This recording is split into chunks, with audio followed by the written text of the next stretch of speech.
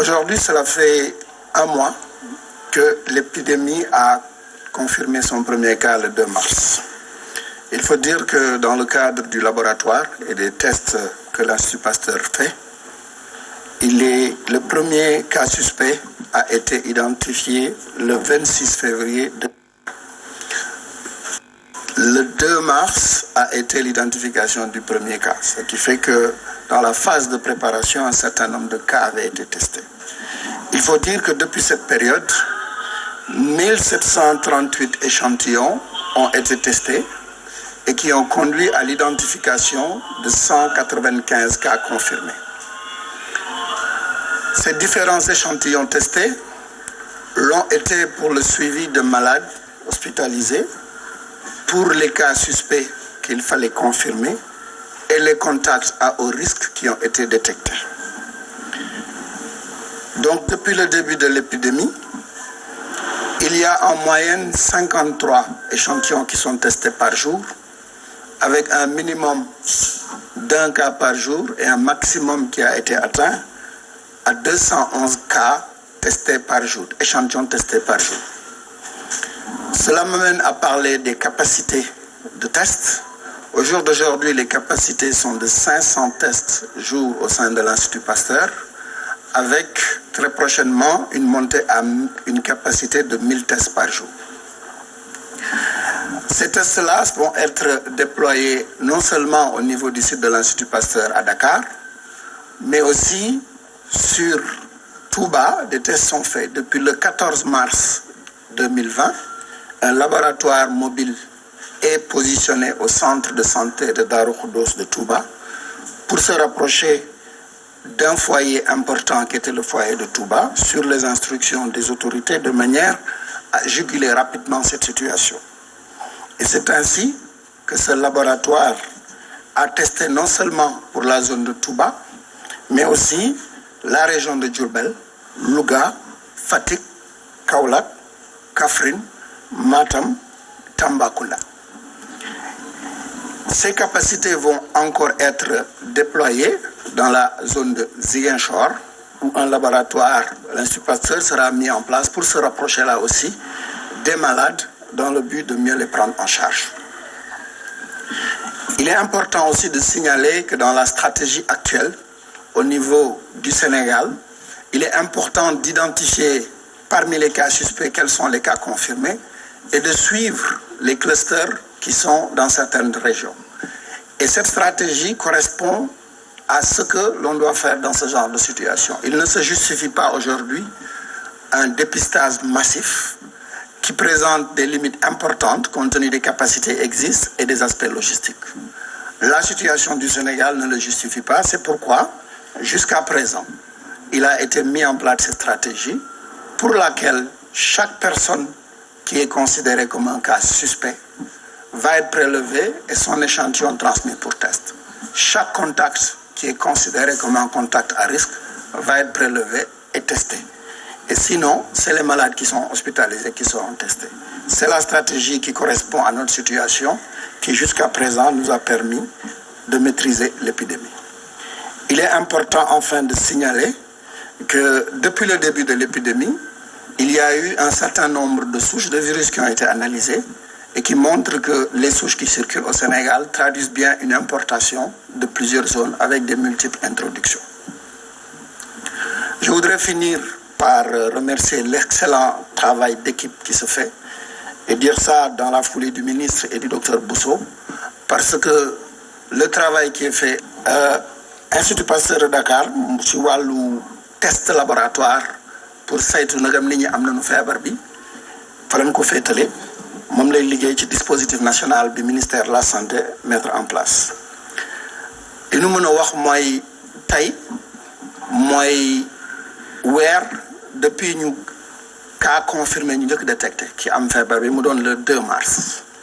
moo tax ñu mën a wax rapidement nag ni ci wàllu bi balaa ñu identifier feebar bi premier cas bi nga xam ne dañu ko doon suspecté mi ngi nekkoon 26 février 2020 boobu ba léegi nag Institut Pasteur testé na junni juróom-ñaari téeméer ak fanweer ak juróom-ñeent échantillon test yooyu mi ngi ko def si ñoo xam ni dañu gis ni dañu am feebar bi ñu war leen hospitaliser leen topp ñoo xam ne dañu yaakaar ni dañu am feebar bi ñu indi leen pour ñu seet leen muy li ñuy wax cas suspect ak ñoo xam ni dañu nekkoon contact bu jege ñoo xam ne dañu xam dana am feebar ñu naan ko contact à haut risque bu ñu xoolee liggéey boobu yépp mi ngi permettre ñu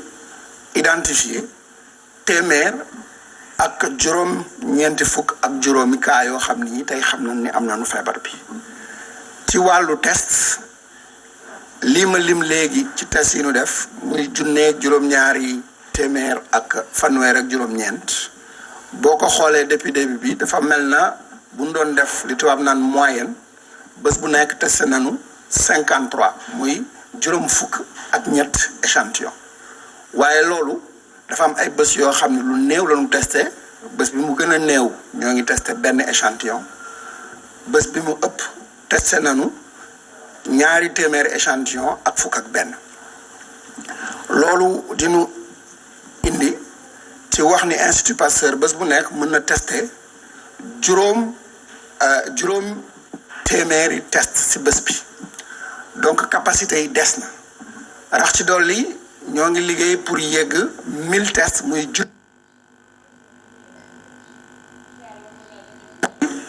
jumtukaay ak capacité yi dañ ciy taxaw pour que lu nu soxla ci test rek ñu def ko fi Sénégal toll ci liñ ci xam li xew ci yeneen dëkku àddina yi aajowul ñuy testé képp kuy sénégalais parce que loolu dëktuwul Dakar rek 4 millions nit a ngi fi dëkk bu ñu bëggoon testé ñëpp du sotti stratégie bi fi am te muy stratégie bi nga xam ni moom lañu war a doxal moom méngoog li fi xew